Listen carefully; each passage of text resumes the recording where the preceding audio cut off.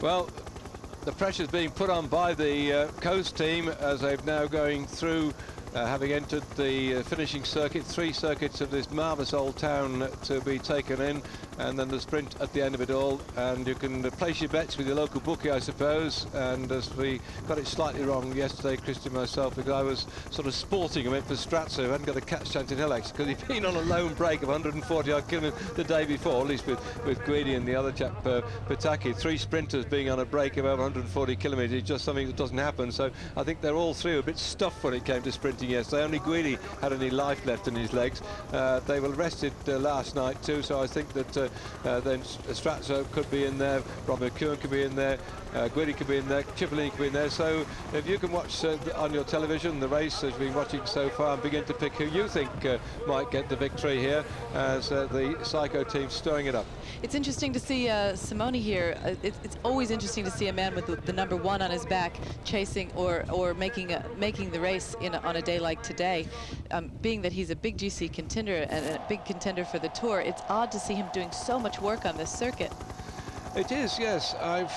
There's reasons for it, but again, he's had a bit of bad publicity with this morning, and I think he's just saying, look, here I am, and I'm riding, and I'm going to win this thing again. I've got number 1 on my bike, and I'll come through the town. In fact, the other thing I should have a look at see where he comes from. He probably comes from Naples or something, just down the road, and his family have turned up to watch him today. It's another well-known thing, but it hasn't dislodged Mr. Cipollini, who's lying back. And there again, we've got Hamilton in there, so I think probably there's an element too here where they want to keep out of harm's way. I'd suggest that at this particular part, then, provided they stay up near the front, and they will prepare to stay there, then they will be clear of any of the problems which might happen.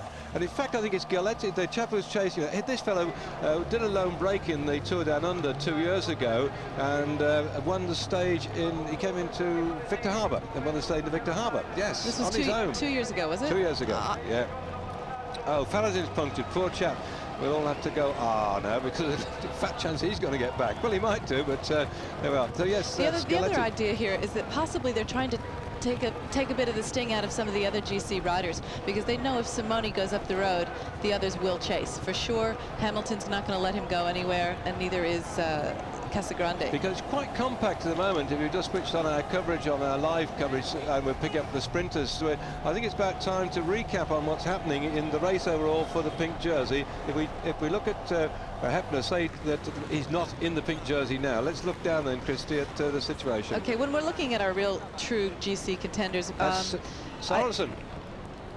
That's not looking good, into trouble. Hang on, let's just come back to it looks like he's got a big trouble. He needs a bike. But we'll go back then to the situation on the overall classification. As Cioni moves up for Mappe. Okay, well, we've got Casagrande. He's our first GC contender who will take at the 0 point, and from him we'll do the splits down. So you've got Casagrande at 0, Salvadelli at 18 seconds, Simoni at 20 seconds, Belli at 30 seconds, Escartin at 35 seconds, Hamilton at 37 seconds, Evans at 38 seconds, Frigo at 43 seconds, Gotti at 4 minutes 39 seconds, and Pantani at 8 minutes 23 seconds. So as you can see, I don't think any of those top 8 riders are going to go anywhere without the others following. So there could be a theory there with Simone to try to get the others to use a bit of energy and to get out there and you know, make it hurt a little bit. Well, if they all stick together, because the other thing is, you're quite right too about making it hurt, that if they get marooned in a crash, and they can easily on a circuit like this lose another 20 seconds or half a minute, and that's been befalling Mr. Pantani in the past too. Is at the back here looking a bit rough, but he's not too bad. I think losing another 30 seconds or so, because he's quite way off the list there, isn't he? Yeah, for sure he is. He would definitely be in the race at this point for a stage win. But all the others, Salvadelli, Simoni, Belli, Escartin, Hamilton, Evans, Frigo, and Casagrande, they're going to stay together. There's no doubt about that. And the other element is that Simoni may be leaving this race in a couple of days, depending on how that second test comes back. We will see all about that then, as the riders here, dribs and drabs coming through at the moment. It's been a real old tough day. We're going back to the front of the race, so the Cioni just peels off the front for Mappe, and it looks like still leaving out the Psycho riders. One or two riders you see coming in here have been marooned in the speed of the day, which has been quite intense on this quite short circuit, 118 kilometres in all, 74 miles, and the circuit just less than 6 kilometres round. They have to watch out, I think, some of the tail-end cars, they don't get lapped by the main field. in which if they do so, they'll probably let them go around only on one lap with them, and they'll be given the average of the 3 laps added to their time when they come to the end of it all. So still again bashing along here, the riders from the Psycho team. The Index Alexia riders are going to have to watch it a little bit, that they don't all be taken out of the race on time. You don't want to look over your shoulder and see that that flashing blue light waiting to pick you up because you are suddenly out of the race. And they've taken a big gamble by sending that much of their team back to help Couranta.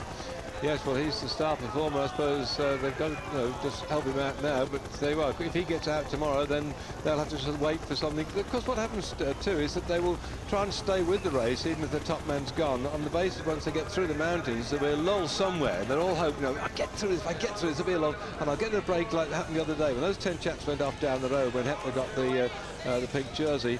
He was the only one of any, obviously any calibre, but like Lombardi was in there, who got the sprint. It was like a thank you for the stage, wasn't it? And they finished about 3 minutes up on the main pack at the end of it, and Hepler took the jersey off. That's one of those chance things that happen. So cyclists always think, I might get in a break, the one that matters on the quiet day when all the big boys are watching each other. Well, it certainly comes down to you have to be in it to win it, and you want to make sure you survive it. Now it looks like there's been an attack off the front by a Lampre rider and a Phonak rider. It could be Max.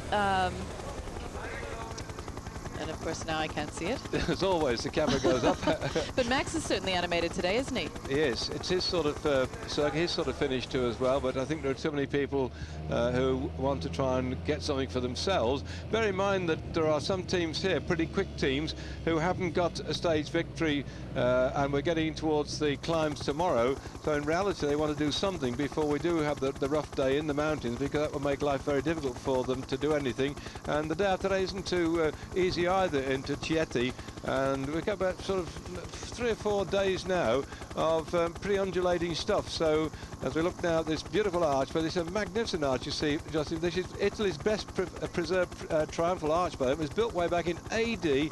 That's it, just after the AD 114. So we're looking at something which is a bit on the old side, isn't it? And it's an amazing arch there, built for the glory of the Emperor Trajan. Right, back for the glory of bike racing, and Cioni is still in the lead. Well, I'll tell you, the English riders are definitely making their moment, English, aren't they? He could have an English crash before he tried, isn't he? I see. To be more precise. The Anglo-Italians, or the Italian Anglos, whichever way around you like to put it. Cioni in full flight, all the way from Reading.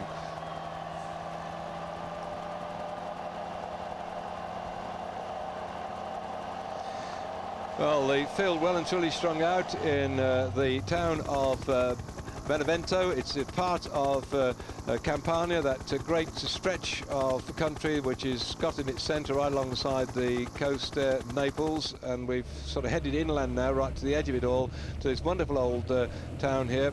And if we have a chance perhaps to see some of it, we might well be able to see the wonderful cathedral too as well, which really got smashed to pieces during the Second World War. And it's a lovely old building, a lot of old buildings too, lovely old part of the centre of town, but old-fashioned cycle racing still thundering around the centre here, with nobody yet managed to make the break. It's interesting, we're seeing David Bramati on the front there, and now I think that's Fonachari coming up, or Cioni. But the Mapai team is once again in this race, and I think it's possibly the best thing could have happened. Gazzelli is gone, it's over, it didn't drag on another day wondering, because now they're starting to make some moves. And Bramati, Fonachari, those are both strong riders. They're perfect for setting up someone for a good sprint finish. Yeah, it's a great shame with Hunter going out too, wasn't it? Because he would have enjoyed today, I suppose. He got sick, didn't he? Oh, he was very sick, and there was no question he had to go. But yeah, it was a shame, because on a day like today, Hunter would fare very well. And you know, someone like Nardella, the champion of Italy, if he's got quite capable of getting what I call an undulating stage. Again, he's a sort of like a Chandri type rider too, isn't he? Yes, and he's been on good form this season as well. So he and Tafi, they've just had a myriad of good luck this year, right up until the Gazzelli incident. But now you can see they're getting back into it. Chandri's second wheel there, and Chandri's not going to let anything go today. He's going to try and try to be in it. So the Anglo-Italians leading at the front there. You can all cheer at home, but come on, cheer on our lads. It's the best we're going to get. We've got another interest too, what I call the English-speaking riders too as well, but I can't see any signs yet of Robin McEwen. That tarmac's going to probably, oh sorry, the cobbles are going to bounce him around a bit just before they hit the tarmac, because he liked the smooth bit here, but further down, as a lighter guy, a smaller guy, I don't know how he'll be able to hold himself down on that bouncy road like Cipollini could, because the bigger guys can sort of sit on the cobbles better. The only person I know that could do as well as Chippo on the cobbles is probably Robbie McEwen, and it's not because of his size, but because of his bike handling skills. He is such a good bike handler. But yeah, you get a big guy like Cipollini, it's like a huge shock absorber, and they can just power through it. I think Mr. Pataki might finish up in the top 3 today. He's another big bloke. You can I know he sort of exhausted himself the other day. It was about time he started to show, and that sort of cobbles might bounce a few people around. In fact, I think there's already a Fassa Bertolo rider starting to drift in near the front to infiltrate the Aqua and Sapone team, which doesn't seem as strong, Christie. If you look at the way there's only dribs and drabs of them in the zebra gear. Look, you see, we've got one of the riders from the Lambo credit team have infiltrated that front group as well, and that's Popovic, and my goodness, he's another man that can go as this is making life difficult, everybody. The lads from the Lotto Adeco jumping around here, so my goodness, I don't know exactly what their tactics are then, but they've certainly decided to have a go here. And Detulux from Belgium, who again will be no stranger to cobbles, he's bounced off the front too. There's no control of this at all at the moment, is there? No, there doesn't seem to be, and there doesn't seem to be much of a team dynamic on any of the teams except for the Index Alexia, who are bringing up the cars. But there is Robbie McEwen has now shown up into the top 6 or 7 riders there off the front, and certainly they're not going to let anybody get away. But it's interesting to see Seiko putting in effort, and to see Lotto putting in that sort of effort, like a solo attack effort, when they've got a very good sprinter who's ready to go. Well, more action's coming up too as well here, and that's Benucci. I thought it was Popovic that went originally. Perhaps it's now that I've made a mistake of the number, and Benucci it was that went away there. One of the Italians on the Lambo Credit Colnago team. But I think he's likely to find himself pulled back into that main group.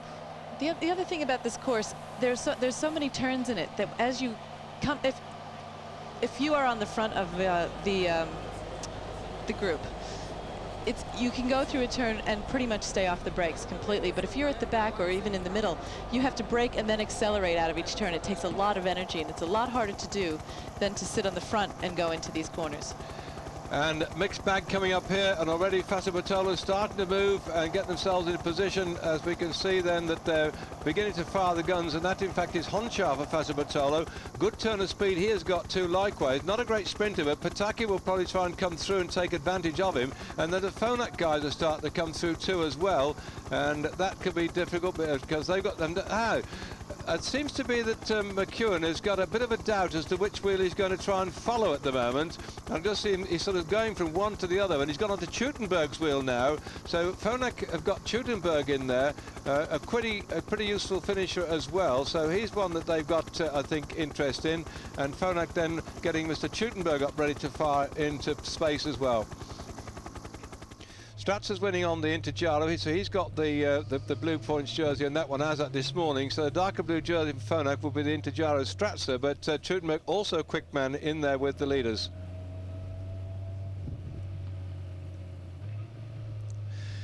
Now the team from Aqua and Sapone from Cipollini does not seem to have dominated the proceedings so far, as we're working our way in towards the finish of this short, sharp stage into Benvenuto. So, could not be his day perhaps today. And one interesting man again, the yellow jersey, Guidi, what's he going to do?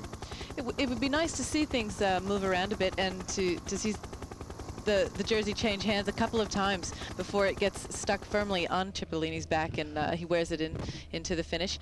What I'm looking at mostly is Coast and Phonak. They're doing all the work, and they seem absolutely motivated today to make sure that they're controlling this. And yeah, in fact, the Phonak boys have another go too as well. 2 kilometres to go at the moment, and again a move by the riders on Lamprey to start to come through. Max has had a go, Max Chandra. He's drifted back too. Chioni did, and what I've called the more shorter, chunky sort of riders are coming through now. They kept the pace high, so that the sprinter specialists, and Cipollini is trying to work his way through, but he's a bit down at the moment. Well, with only 2 kilometers to go, that certainly isn't much time to get yourself into position. It's going to take a lot of effort to get up there, and I see him going up on the inside there, but I don't see a lot of other zebras around him.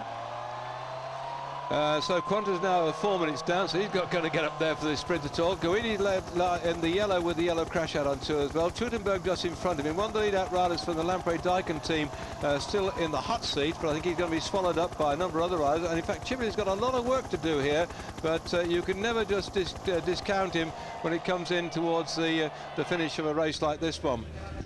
1 kilometer to go, and a Lamprey rider, I can't see who it is. I think it's is it Barbero? 97. 97. So it's Cadillac. It's Cadillac who's got away. Oh, and Guidi's coming up now too behind him. Yeah, Cadillac it is on the front. Cadillac on the front, and then the rider from the Aqua Sapona team coming up to. In fact, they've got rid of. Cipollini, it would seem, as Cadillac's trying to go away here at the moment. That was a perfectly timed attack. And yeah, that's the champion, the Slovenian champion, out there at the moment, trying to get the stage victory. And he's going across the gap then. Dernak's going across the gap. Dernak there, still McEwen holding his cool behind Vicioso. Tudenberg's behind that. And so, and he's suddenly blown. Dernak tried to get it. It looked like, can he hang on? They start to come. The sprinters surely are going to close this gap down now, are they? I don't know. It's looking pretty. They're going to catch him for sure. They're going to catch him. They have 200 meters to go. Has thrown everything out, and Guidi's coming at him. Guidi's coming, and suddenly McEwen launched himself away like everybody else has been stuck in the rut coming over the cobble. He bounces his way onto the tarmac, and now there's no doubt about it. It's going to be a great day for the Aussies as he crosses the line ahead of Guidi. And Christie, will you come off the roof? Oh, that was beautiful. That was beautiful. Will you stop kissing me? No, I'm joking. Oh, dear, dear, dear. Well, Robbie, I thought this chap, Mr. Cipollini, with his big weight, might be able to sit on the cobbles, but he wasn't anywhere to be seen. And McEwen made that look so easy, bouncing over the cobbles there. Of course, he lives in Belgium, and he lives in a place called Gerardsbergen that's got more than its fair share of cobbles. And in fact, they've even resurfaced the main centre of the town, and they've resurfaced it in brand new cobbles too as well. So he must have felt at home on this occasion, and that's another victory for McEwen. Brilliant performance by the Aussie, and bad luck then to Cipollini. That's 2 successes now to McEwen. He got the one into Strasbourg. Now he's got this one into Benevento. I like to see riders like the Lamprey rider take off and have a go like that. I mean, that was exciting. That was it could have worked. Well, also interesting coming out of headphones, the third place was Lombardi, so we saw a bit of a mix-up towards the end. I think they were trying to do what they had. I don't know whether they were given a day off by Cipollini, but suddenly Lombardi came into 3rd spot, so it looked like Cipollini must have said to his lads, well, get stuck in, because the way that Dergank went out there to try and get the victory. Now look at the speed they come here. There goes McEwen off Guidi's wheel. Lombardi now takes off because he realised the boss is having a bad day, but he left it a bit late, but not McEwen. He's not even going to be a sort of by Nat's whisker this job. It's almost by a street. Look at that. Time to look round. Time to take the victory. One of the really dangerous things about what happened there with the Lamprey riders, when he did decide that it was over, they go backwards. And, very quickly. And everybody is going so fast. They're doing 65 kilometers an hour behind him, right up his backside. So that often causes a crash. Well, there we are. Just listening on my headphones, they were going down the overall general classification, which hasn't altered, by the way, as far as I can make out. But look at the stripes behind in 3rd spot was not to Cipollini. This was Lombardi coming through. He's already had a stage victory anyway. But bad luck for Guidi. He must be sort of spitting nails now, because he's been there or thereabouts all the way through. Hasn't got his stage victory yet, has he? But McEwen's got his 2nd in 10 stages this year. looks hardly puffed, does he? Yeah, he looks pretty cool, I have to say. He's a very cool rider. He doesn't really ever lose that either. He's calm and collected. He's a very well-spoken boy. Yes, well, he is. boy, man. Yeah. Oh, sorry. He always looks a boy, though, doesn't he? He does. He looks young. Yeah. Right, looking down then into the town. That's the wonderful amphitheatre there. And another, I'll say how much an old place this has been here. This is the Teatro Romano. It's the largest Roman theatre still in the distance, by the way, built during the 2nd century during the reign of the Emperor Hadrian. Yes, he who built the famous wall. I'm not sure it's to keep the Scots in or out, as the case may be, but he built that famous wall up in England, did Hadrian. Well, his lads did, and this is another of those great amphitheatres, the biggest then of the Roman ones still in existence, built by Mr. Hadrian again. Did you see that bit, by the way, viewers, of Billy Connolly and Hadrian's Wall? That was good. Well, I love that Billy Connolly series when he went off in his tricycle over Great Britain. I don't know if you saw the last one, or in particular, he rode off in the distance nude. Oh, that was amazing. I don't know how he got away with that, but he did. Right, well, this man got away with it yet again today. Robin McKee, that's for the baby. That's for the baby. That's for Ewan. Good, Robbie. That's for Ewan. Yeah. Angelique will be very happy to see him doing that on the podium. She will, yep, yes. And that's a move which we first saw by Neil Stevens when he won the stage some years ago on the Tour de France, because his wife had just given birth. Amaya had just had a baby. Yeah, she did. So there we are then. That's for the baby. And there goes the fizz. He's not going to skulk off into the back of the podium like Cipollini's been doing with some of the putts so far. You know, what's the man in the smart suit? He doesn't want it sprayed. You know, when you see a rider like Robbie having such great success, and everybody can join it, that helps all Australian riders. That helps all of them get contracts and at least get a look at them. Back again to our famous big tower there. Big tower. Medieval gate, that's right, an old gate. Well, watch him get that sprint there. I'm sure that I think Graham Brown's watching too as well. But how is it the Australians, but you live amongst them, keep producing so many sprints? Not only here, look back on the track. They've had all these sprinters over the years, right back since I remember Sid Patterson. My God, he was a chap. He came up one year to ride the World Sprint Championships, got knocked out in the heats, and then decided he might as well ride the Pursuit being easy, and he won the World Pursuit Championship. Why waste the plane ticket? No, Sid, that was him alone. Poor chap's now dead, but no, I think a lot of that is a result of the AIS program and the state programs. Robbie's come through with the Queensland developmental squad and also with the AIS. They have a very, very good developmental squad, and actually they're connected somewhat with Mapai. One lot we don't realise too, though, is the distance that they have to travel, some of these chaps, because there you've got Sydney, and there you've got Melbourne, and there you've got Adelaide, and there you've got Brisbane. You've got like sort of 600 miles between each of the towns, isn't it, really? If they go to a track meeting, they've got to travel distance. Most of our chaps said wouldn't want to go 60 miles, they're 600. It's funny, and there are no big roads in Australia either. There's no super highways. You've got, the most you have is a 2-lane highway. It's amazing. You know, people here, they complain, the Europeans, they complain about going from country to country, which is literally an hour-and-a-half drive. And in Australia, it's well, for instance, if I want to shop for groceries, I drive 1 hour 15. I shop once every 2 weeks. It's a life like no other. Well, living a life like no other is Mr. Hepner here in his pink jersey. And he's going to be up in the mountains tomorrow. We wish him the best of luck on that, by the way. And he's had the advantage, in inverted commas, of some undulating roads recently to keep that jersey on his shoulders, which he took over some convincing in that breakaway group that went into the stage of Arezzi, where Lombardi won that one. So he's now had it, what is the 5th day he's been in the pink jersey. As we look here on our screens at McEwen winning the stage on the right-hand side, and looking back to the time when Cipollini was galloping here. I think that was the one when also McEwen got it. He beat Cipollini. Look at Cipollini looking down. He's like, where the hell did you come from? Well, because didn't see him this time. Cipollini was way down the road, so he gave up the ghost, and there's no doubt about the victory this time, because last time there was only about a couple of inches in it anyway. But there we are, looking at the overall classification. No change overall there, and we wish Hepner the best of luck tomorrow. I'm sure you all do, by the way. He has deserved that pink jersey. His team have worked extremely hard. When we haven't been on air, we've been coming in later on. They've been doing so much work way down the road to keep it together and to he get to finish, so that he's been able to stay with the top riders too as well, despite the bad knee trouble he's been having in the race so far. We wish him the best of luck tomorrow. So Hepner is still in pink, as Robin McEwen has won this stage today into Benevento.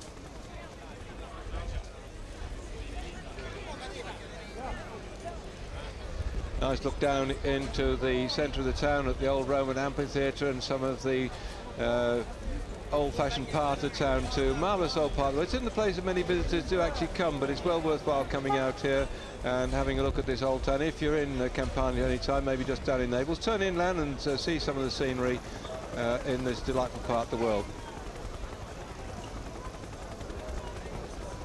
Well, we're going to be on air again tomorrow, and it's going to be the stage which will take them up the mountains, and my goodness, it's going to be a tough old one tomorrow when they go up to the Campitello and Matese.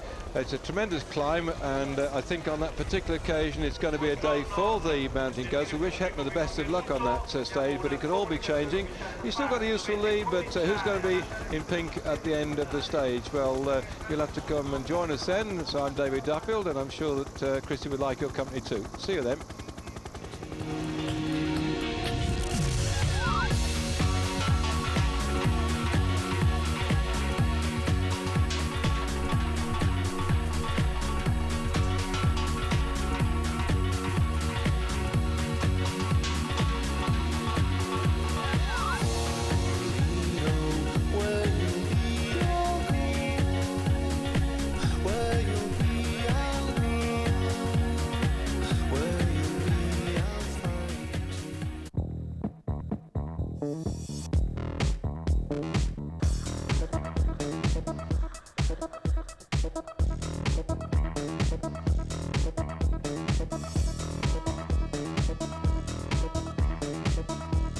The Giro with Sidi.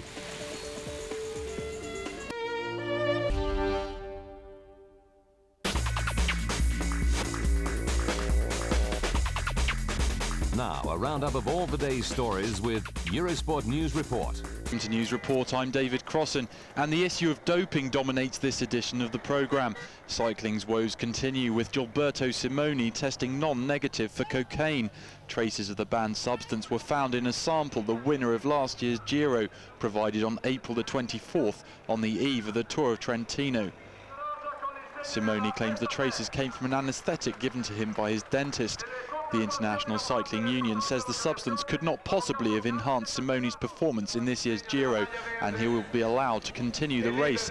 The Italian Cycling Federation are now in charge of the Simoni case, but the 2000 Giro winner Stefano Garzelli has already been sent home in disgrace from the race for doping offences. Garzelli tested positive for probenecid after winning stage 2 of this year's race. The Italian was allowed to race on until the result of the B sample was known. The second analysis has been positive for the substance probenecid, 20 nanograms of probenecid. Garzelli himself continues to protest his innocence. The former pink jersey in this year's race even hinted at foul play at his press conference. He says, "I was expecting the outcome, as the second analysis confirms the first test almost every time. However, I still had some hope because I have a clear conscience. All this is so absurd. Now everything is finished, and what is done is done. My last hope is that if something happens, something untoward, and we don't know about it, that it comes out one day and we will know the truth." Garzelli had threatened to give up cycling if the B test proved positive, but now he's not so sure.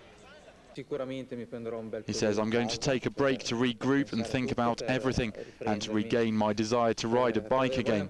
But who knows, I might be back in 2, 4, 6 months, or perhaps even the 2 to 4 years ban that I'll get. This doesn't depend on me." Some 53 people involved with cycling are still under investigation after police found drugs paraphernalia in hotel rooms during last year's Giro.